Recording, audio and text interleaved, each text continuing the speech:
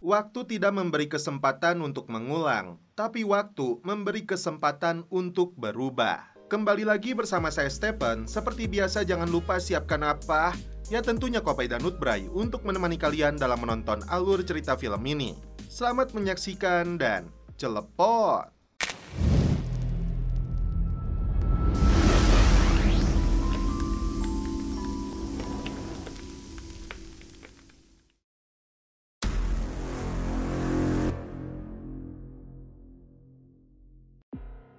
Film dibuka dengan diperlihatkannya sebuah penjara kumuh di perbatasan Juarez, Meksiko yang dipenuhi anggota gangster dan kartel dari berbagai kelompok dan faksi. Jangankan Nutbray, narkoboy hingga senjata dengan mudahnya diselundupkan ke dalam penjara ini.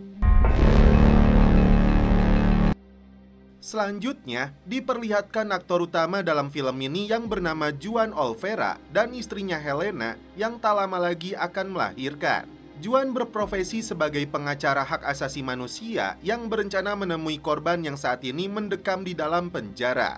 Seorang bos kartel yang dijuluki si angka 25 menemui kepala penjara bernama Yari untuk meminta tahanan bernama Baldor sebelum diekstradisi.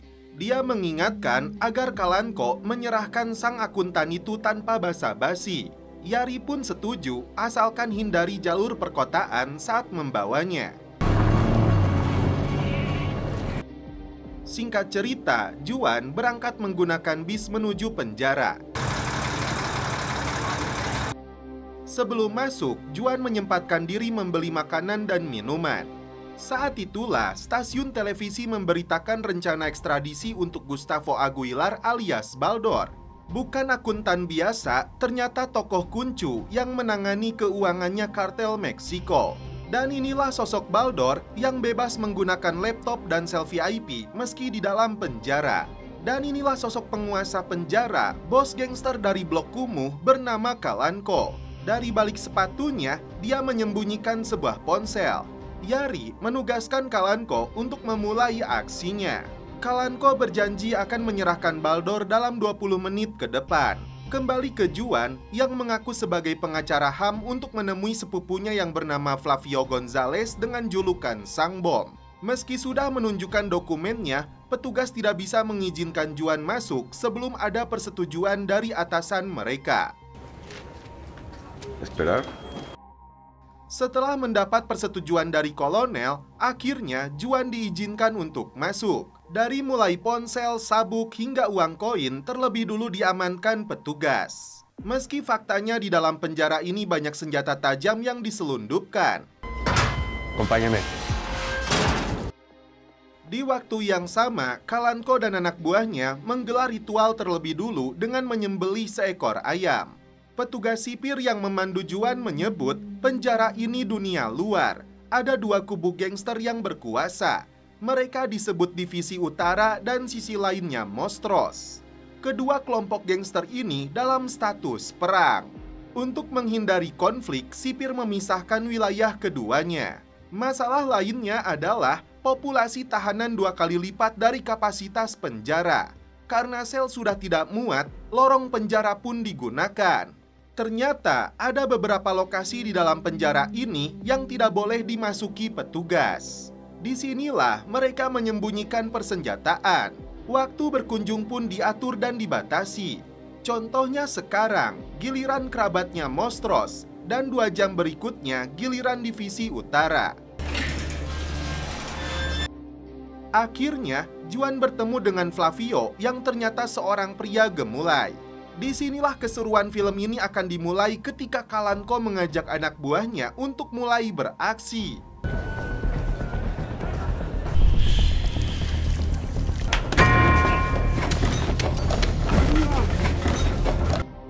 Mereka habisi satu persatu anggota geng Monstros. Sementara itu, terlihat Baldor sudah berkemas untuk dibawa pergi oleh petugas. Setelah terdengar suara tembakan, situasi di dalam penjara makin kacau. Para pengunjung dari kerabatnya Monstros ikut terjebak di dalam sana karena beringasnya anak buah Kalanko.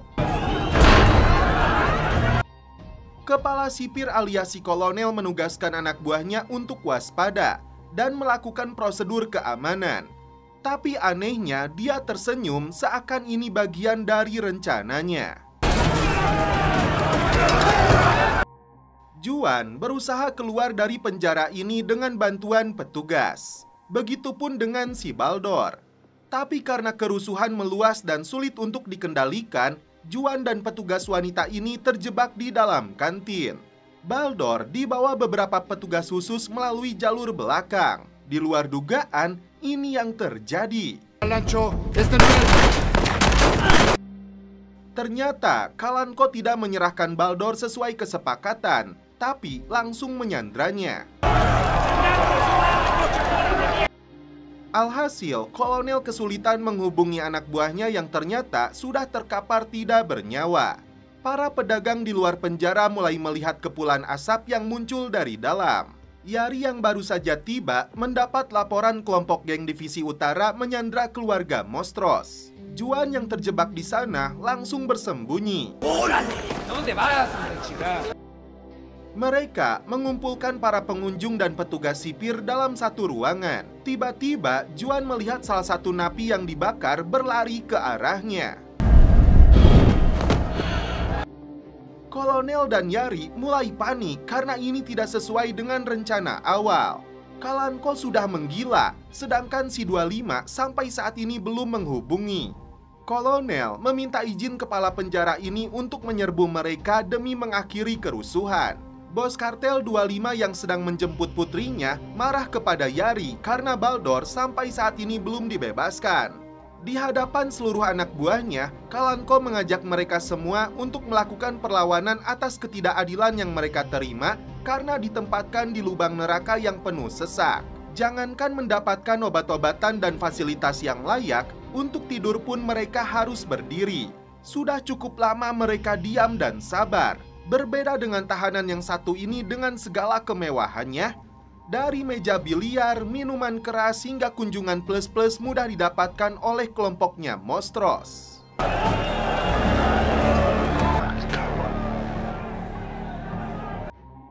Setelah itu, Baldor ditempatkan di dalam ruangan khusus oleh bos gangster ini dengan suhu yang sangat dingin. Helena mulai khawatir karena dia kesulitan menghubungi Juan. Yari pun terkejut setelah tahu pengacara HAM ikut terjebak di dalam sana.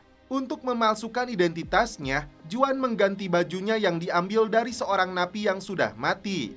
Hasil USG perut istrinya adalah motivasi Juan untuk bisa keluar hidup-hidup dari penjara ini. Tiba-tiba, si botak yang membawa penyembur api menemukan Juan. Juan beralasan baru saja masuk ke penjara ini.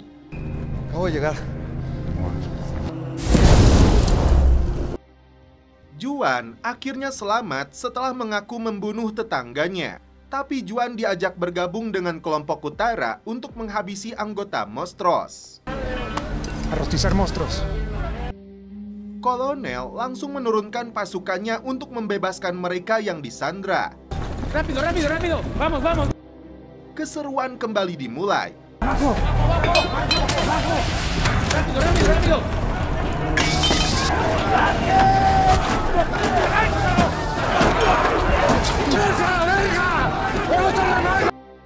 Petugas sipir yang bernama Marisa sempat melihat Juan terjebak dengan kelompoknya utara. Karena beringasnya ratusan napi ini, petugas anti huru-hara pun tidak mampu menyelamatkan Sandra. Alhasil, mereka pun balik kanan. Di dalam ruangan khusus yang tersembunyi, Yari melakukan pertemuan dengan Kalanko yang seharusnya hanya berpura-pura terlibat kerusuhan dengan Mostros. Tapi ternyata Kalanko menuntut lebih, tidak mau membebaskan si akuntan itu sebelum tuntutannya dipenuhi. Kalanko tidak peduli dengan ancaman Yari ataupun si 25 yang akan mengulitinya hidup-hidup. 20 tahun lamanya merasakan penderitaan dan ini waktunya untuk melawan. Kalanko segera menghubungi istrinya untuk pergi dan menghilang sebelum menjadi sasaran gangster musuhnya. Juan melihat dua anggota sipir yang disandra geng utara berikut puluhan warga sipil kerabatnya Mostros. Kalanko menyuruh anak buahnya untuk sopan karena Letnan II Castro adalah warga kehormatannya. Sedangkan Juan disebutnya napi lemah yang ditemukan anak buahnya di dapur. Marisa bertanya kapan mereka akan dibebaskan, tapi Kalanko tidak mau menjawabnya. Yari mendapat pesan dari nomor tidak dikenal untuk bertemu 40 menit lagi. Dia takut pemerintah menurunkan Garda Nasional dan itu artinya karirnya akan ikut hancur. Bos gangster ini memaksa Baldor mengungkap data penting milik bos kartelnya jika tidak ingin mati membeku dalam ruangan ini. No tengo miedo, Puluhan wartawan mulai mengerumuni penjara setelah mendengar informasi adanya kerusuhan. Demi memastikan Juan bukanlah anggota Monstros, dia dipaksa menunjukkan bujurnya. Juan diajak oleh si botak dan sempat berpapasan dengan Flavio. Mereka melihat selfie IP yang sebelumnya digunakan si akuntan. TV LED, ponsel hingga jam tangan mewah mereka temukan di ruangan ini. Ternyata wartawan tidak diizinkan untuk meliput situasi sebenarnya yang ada di dalam penjara. Karena itulah Juan mengusulkan untuk memberitahu dunia apa yang sebenarnya terjadi. Sebuah petisi penting agar mereka semua sadar. Untuk mengulur waktu, mereka menuntut disediakannya 50 stik daging, es teler hingga karedok ceedo. Si botak akan merekam situasi di dalam penjara, dan Juan yang ditugaskan untuk membeberkan tuntutan mereka sesuai perintah Kalanko. Helena yang sedang bekerja terkejut setelah melihat suaminya dalam tayangan berita menjadi tahanan di dalam penjara. Yari sendiri tidak bisa memberitahu media bahwa Juan bukanlah tahanan karena itu sama saja membahayakan nyawanya. Gubernur Juarez mendapat desakan dari wartawan terkait kerusuhan yang terjadi di dalam penjara. Tapi dia menyebut kepada agen DEA yang bernama Jackson, ekstradisi terhadap Baldor akan tetap dilakukan sesuai janjinya. Marisa sempat berbisik kepada Juan bahwa di dalam bengkel ada alat komunikasi dengan dunia luar. Juan sempat melihat bos gangster ini di ruang sasajen. Kolonel meminta kepada napi bernama Yori untuk membebaskan Baldor atau dia akan menurunkan pasukan bersenjata untuk merebutnya kembali. Ternyata si botak melihat gerak-gerik Yori. Yori lantas bertanya kepada si tua di mana Kalanko menyembunyikan akuntan itu. Los cocodrilos del túnel. Bos kartel yang sudah muak menugaskan anak buahnya melancarkan serangan dan pembakaran di sebuah lokasi.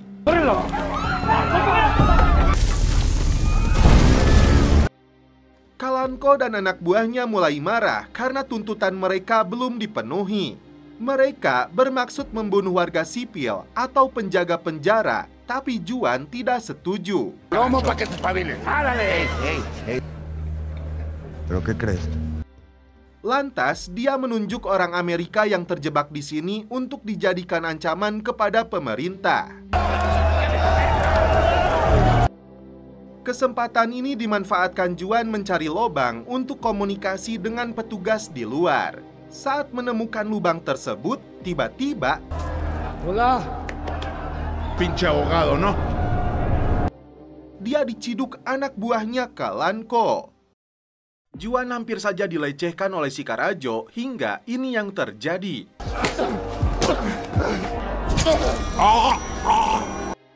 Di tengah kacaunya jalanan kota akibat serangan kartel, Helena berusaha melanjutkan perjalanannya menuju penjara.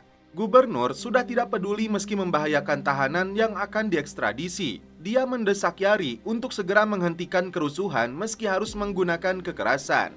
Si usted quiere, entramos.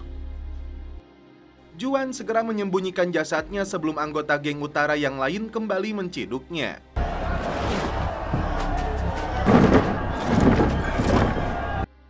Kalanko kembali membujuk Baldor untuk membeberkan data rahasia organisasi kartel bosnya karena mereka tidak akan membiarkannya hidup. ¿Tú crees que el 25 a ti también te están utilizando? Karena ini pertama kalinya membunuh, pengacara ini nampak syok. Berkali-kali dia cuci tangannya yang penuh darah.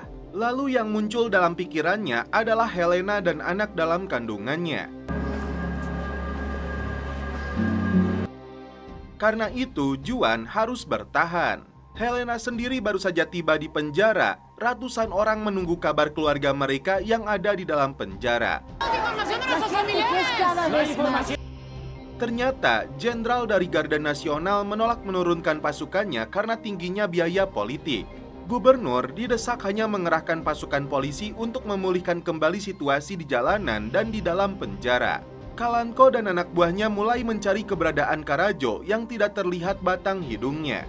Juan pura-pura tidak tahu di mana Karajo berada.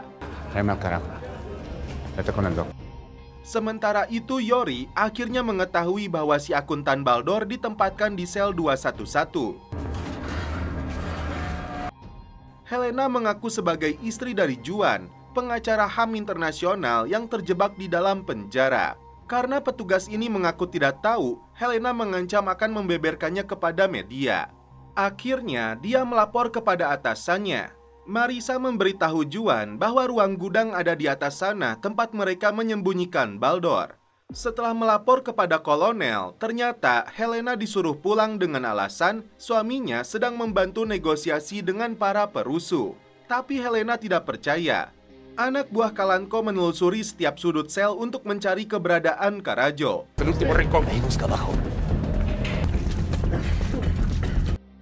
Sampai akhirnya mereka menemukan jasadnya.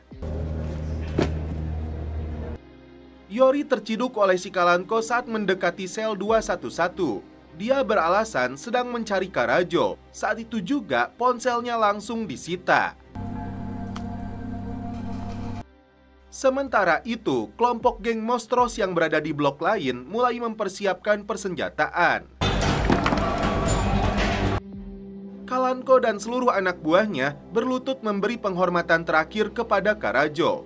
Disinilah Yori menuduh Juan sebagai pelakunya, namun si botak tidak setuju. Kecurigaan muncul karena di tangan Juan terlihat ada bekas darah. Sebagian lainnya menuduh Yori sebagai pelakunya. Untuk membuktikan siapakah yang benar dan yang salah, pisau menjadi jalan keluarnya. Mereka dipaksa untuk bertarung sampai mati.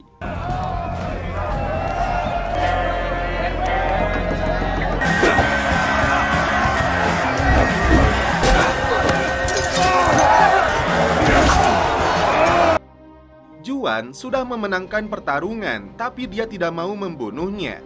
Hingga ini yang terjadi.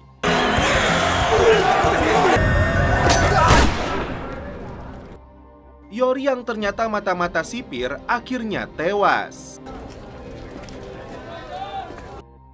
Tanpa mereka sadari, geng Mostros melancarkan serangan.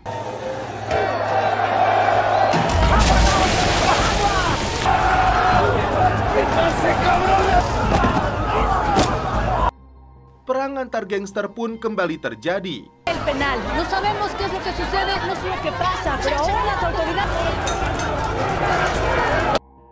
Kesempatan ini dimanfaatkan Juan untuk membawa Marisa dan beberapa warga sipil keluar dari penjara. Helena sendiri diwawancara media mendesak pemerintah membebaskan suaminya.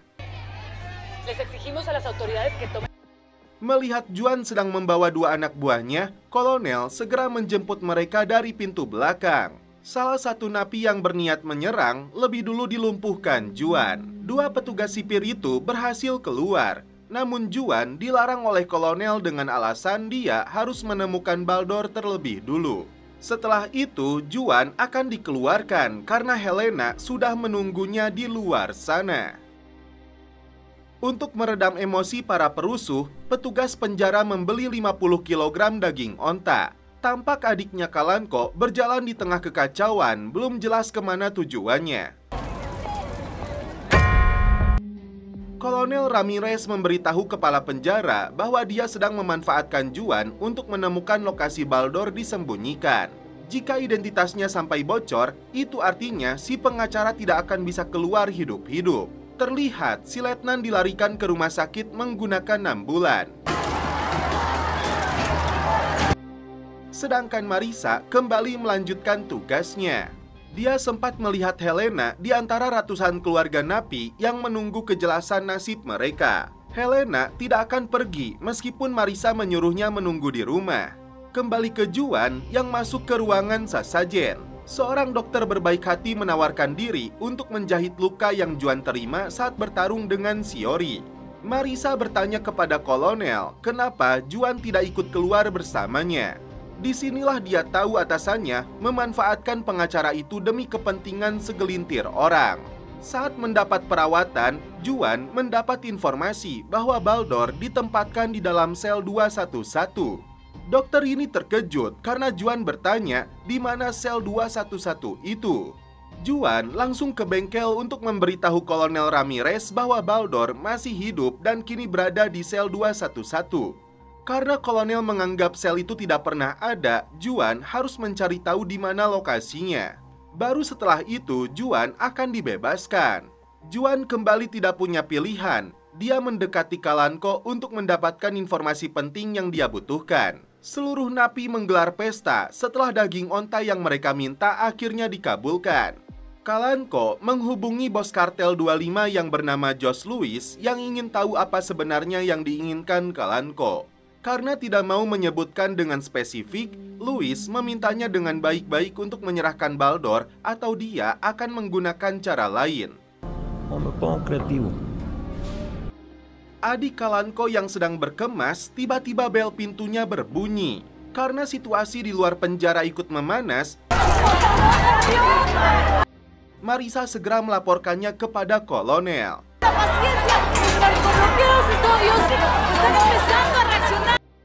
Ramirez kemudian menghubungi gubernur untuk meminta dikirim pasukan anti huru-hara.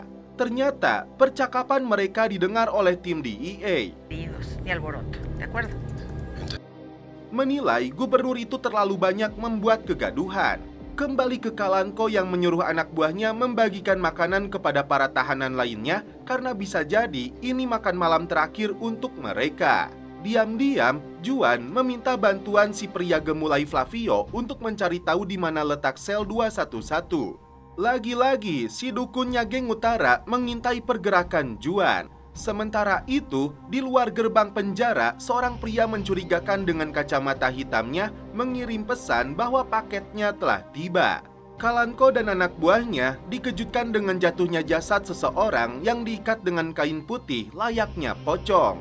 Setelah dicek, ternyata itu adalah adik perempuannya Kalanko. Inilah ancaman yang disebutkan oleh si bos kartel Jose Luis karena Kalanko tidak mau menyerahkan Baldor. Lalu membawanya ke ruangan sesajen. Bentuk pembalasan apa yang akan dilakukan Kalanko atas kematian adiknya ini? Inilah yang ditakutkan Juan dan kepala penjara. Gubernur akhirnya menurunkan pasukan anti huru-hara ke penjara untuk memulihkan situasi.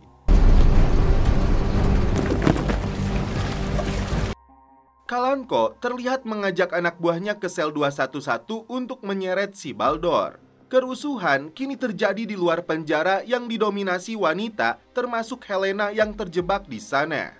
Juan mencegah Kalanko yang berniat memotong tangannya si Baldor.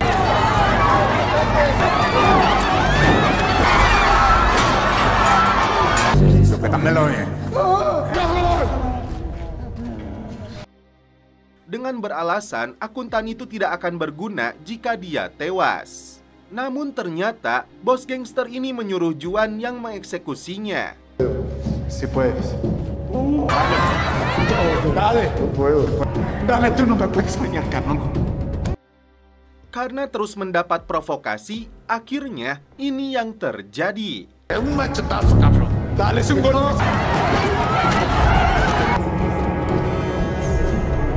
Dale.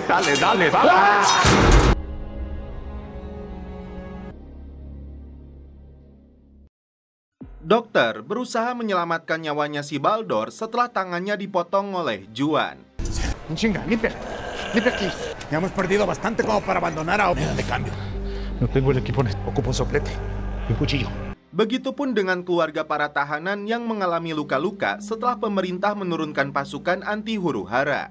Yari menyalahkan si kolonel karena dialah yang menghubungi gubernur.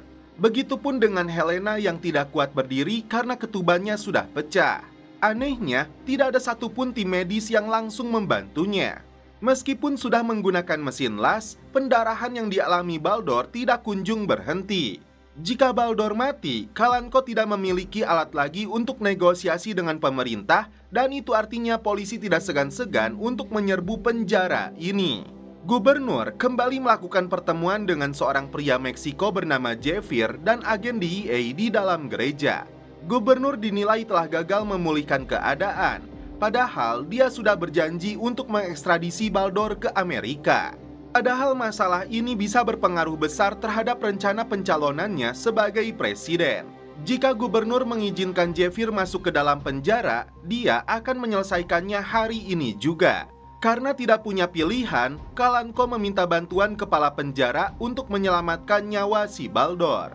Yari menugaskan Marisa untuk kembali masuk memastikan Baldor mendapat perawatan medis. Kepala penjara ini mengingatkan Ramirez jika akuntan kartel itu mati, maka mereka pun akan tamat. Jose Luis yang sudah muak tiba-tiba meledakkan kantor polisi negara bagian.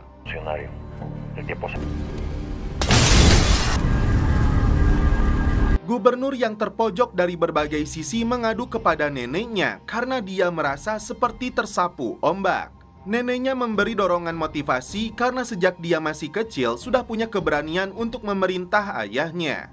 Marisa akhirnya masuk kembali, sedangkan rekan-rekannya sudah standby di luar jika terjadi sesuatu yang buruk menimpanya.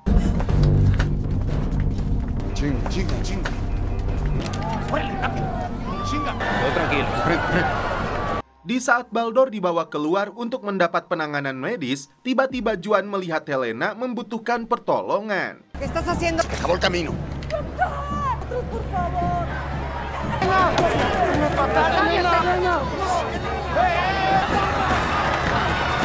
Juan berusaha untuk keluar, tapi dia kembali diseret ke dalam penjara. Baldor pun kembali dibawa masuk untuk mendapat perawatan, sedangkan Helena dimasukkan ke dalam ambulan. Tapi kondisi keduanya sama-sama memburuk. Dokter berusaha menyelamatkan nyawa mereka, tapi akhirnya Helena dinyatakan telah meninggal dunia.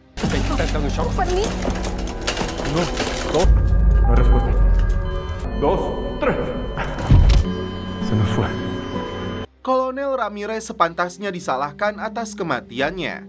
Dia menugaskan anak buahnya agar pers tidak melihat wanita itu, seakan nyawanya tidak tertolong akibat blokade jalan yang dilakukan kartel. Kondisi Baldor semakin memburuk dan seharusnya dilarikan ke rumah sakit. Juan mengancam akan membunuh Baldor jika Ramirez tidak memberitahu keadaan istrinya.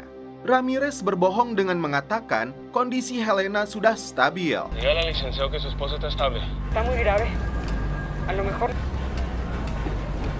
Ramirez dan anak buahnya menyusun rencana untuk merampas Baldor dari tangan Kalanko saat tim bedah dikirim ke dalam penjara. Di waktu yang sama, gubernur mengizinkan Javier masuk ke dalam penjara, tapi dia sudah tahu catatan buruknya Javier yang pernah dijebloskan ke dalam penjara federal. Karena itu, gubernur meminta Javier melakukannya untuk Meksiko, bukan untuk Amerika. Anak buah Ramirez mulai bergerak masuk melalui pintu belakang.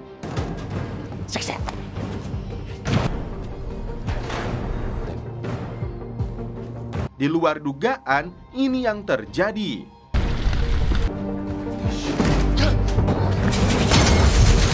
Kolonel ini langsung ditodong dengan pistol oleh Juan yang sudah muak agar dia merasakan neraka dunia yang sebenarnya. Dia diarak ke tengah lapang penjara oleh ratusan napi yang marah.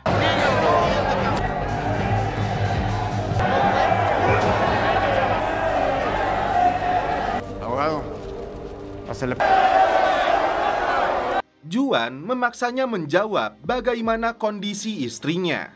Setelah Ramirez mengatakan Helena telah meninggal dunia, ini yang Juan lakukan.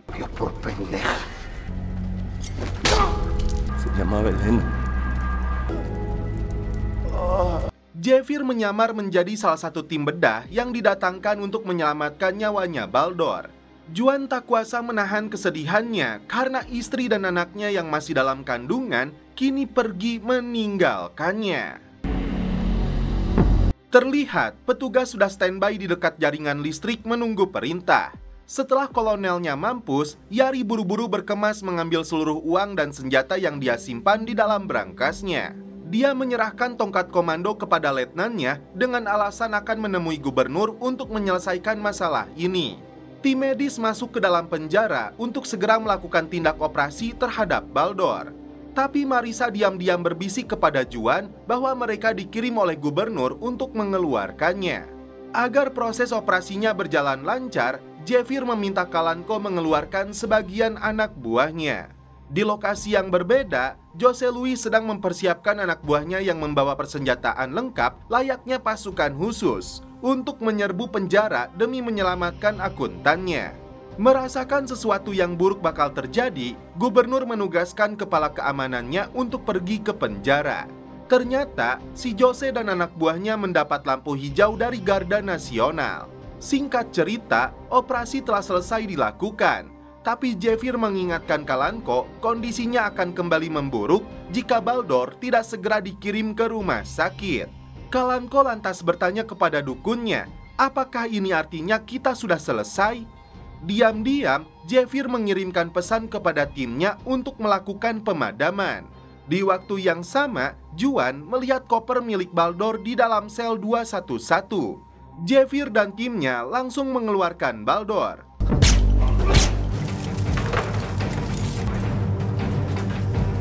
Di tengah gelap gulitanya situasi di dalam penjara, Kalanko dan anak buahnya kembali memburu mereka.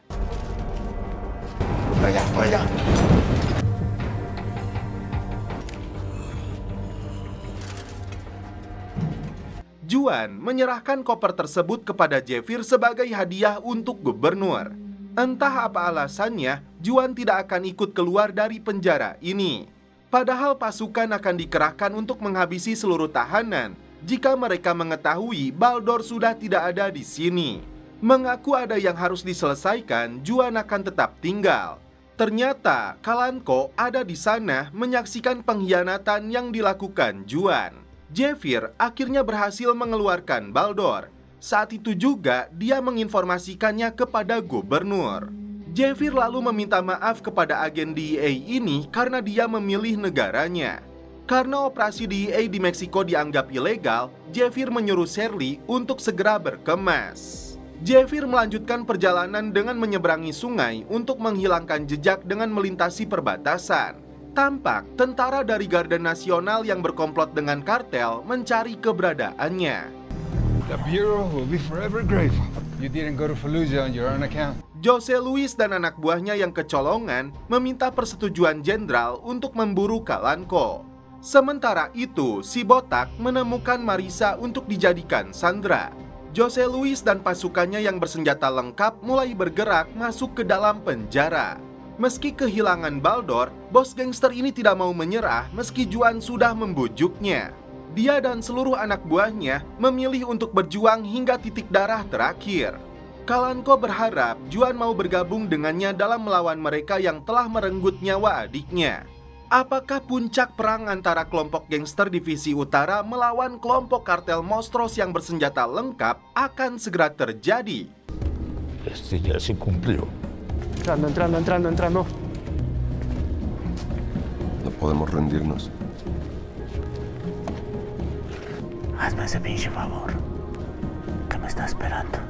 Di luar dugaan, Juan langsung menikam Kalanko.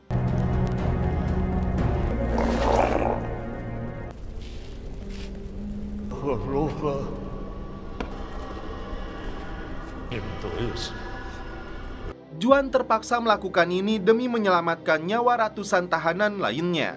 Ternyata tidak satupun dari mereka yang marah. Justru mereka menerimanya. Jose dan pasukannya akhirnya balik kanan. Jadi selama ini Kalanko dijanjikan oleh atasannya untuk menjadi orang yang kuat seperti anjing pesuruh mereka yang berkuasa. Se dio cuenta. Calancho decidió morder a su amo. Si ya no tengo nada. Esto apenas está empezando. Dan inilah sosok bos kartel yang sesungguhnya. Ternyata Jose sendiri tidak jauh beda dengan Kalanko. Jose ditumbalkan seperti halnya Kalanko. Dia dan anak buahnya ditangkap Garda Nasional. Begitupun dengan agen DEA yang langsung diciduk sebelum kabur meninggalkan Meksiko. Sedangkan si kepala penjara terlihat kabur menggunakan bis umum. Juan sendiri memilih bertahan di dalam penjara karena kini dia adalah bos gangster baru penguasa penjara ini. Rey Muerto Principe Coronado, yang artinya Raja Mati, pangeran yang dimahkotai. Singkat cerita, penjara Juarez pulih kembali seperti biasanya. Dari si botak hingga mbah dukun termasuk Juan dikunjungi oleh gubernur.